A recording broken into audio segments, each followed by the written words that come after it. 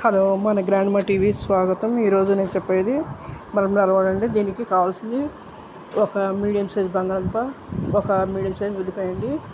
ఇవి చిన్నగా చిన్న ముక్కలుగా తరుక్కోవాలి. బంగాళదుంప తురుముకోవాలి. అలాగే కొత్తిమీర కొద్దిగా, ఒక 3 ఎన్నో పచ్చిమిరపకాయలండి. లేతగా అయితే బాగుంటాయి, కారం కూడా. కొద్దిగా కరివేపాకు, కొద్దిగా ఒక స్పూన్ జీలకర్ర అండి. నేను మరణాలు ఈ బౌల్ తోటి ఒక బౌల్ తీసుకున్నాను. వీటిని ముందు శుభ్రంగా కడిగి వాటిని నీళ్ళు లేకుండా పిండి రెడీ చేసుకోవాలి. రెడీ చేసుకుని మనం ఆల్రెడీ తరిగి ఉంచుకున్న ఉల్లిపాయ ముక్కలు, పచ్చిమిరపకాయ ముక్కలు, కొత్తిమీర, కరివేపాకు, జీలకర్ర అన్నీ రెడీ చేసుకోవాలి.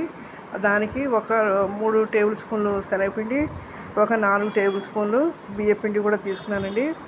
మామూలుగా అయితే ఇవి వడలు అండి. ఇప్పుడు నేను చేసేది వీటిని నేను మామూలుగా అయితే నూనె పెట్టి బాండీలో వేయించుకోవచ్చు.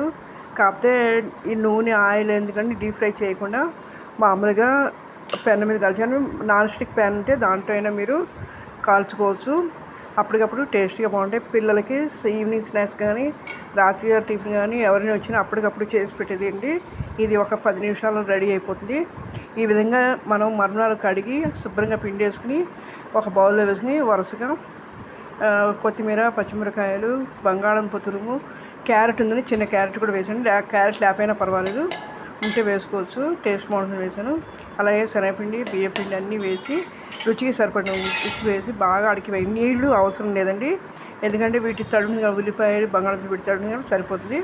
దాన్ని నూనె చేతికి నూనె రాసుకుని చిన్న వడల్లా చేసుకుని మామూలుగా నేను పెనం మీద కాల్చానండి. కొద్దిగా నూనె వేసి మొత్తం అంతా స్ప్రెడ్ చేయాలి. ఆ నూనె వేసి పెనం మీద వరుసగా ఒక 4-5 ట్రిప్కి 4 చొప్పున వేసండి. నేను ఈ కొలతకి ఒక 12 అయ్యాయండి.